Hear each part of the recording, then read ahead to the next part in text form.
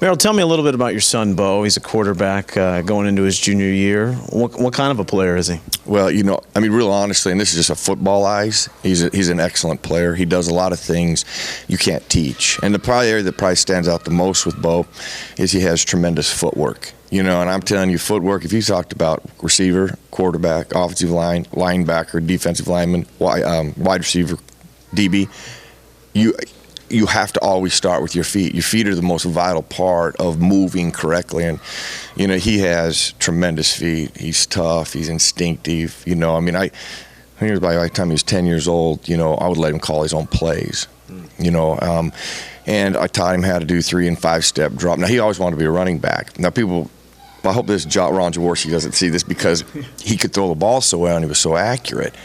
I was like, Beau, and he would never shut up in the huddle. So I'm like, well, wait a minute, we got you in the wrong position. So, converting him to that, but allowed him to run the football. He's as a good a football player at that position at this level that I have seen across the country. And what he's able to do, he can stand on his own. It isn't like, oh, that's your son. Well, yep, but he will stand by something. If he's not good enough in your eyes, he's not good enough. But I would put him up against anybody in the country. He's a special smart kid, 4.0 kid, and has a broad scope as far as other things that are important in life. Well, your dad first, but then a coach or an advisor to his game second. Is it easy to make that transition going from field to off the field? Yeah. I've coached Beau for 7 years. He's actually the only player I've ever kicked off the football field, so I treat him.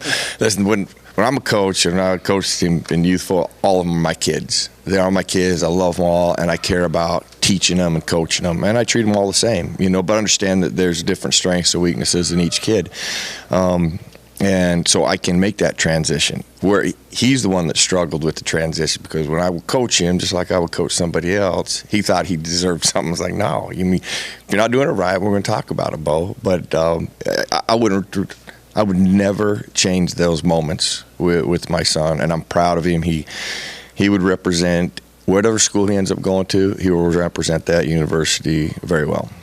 Coming to this Top Gun here in 2013 and maybe going through one session so far, do you feel maybe he could acclimate and learn some stuff that maybe he hasn't picked up before? Oh, I don't think there's any question. Listen, you cannot stop learning.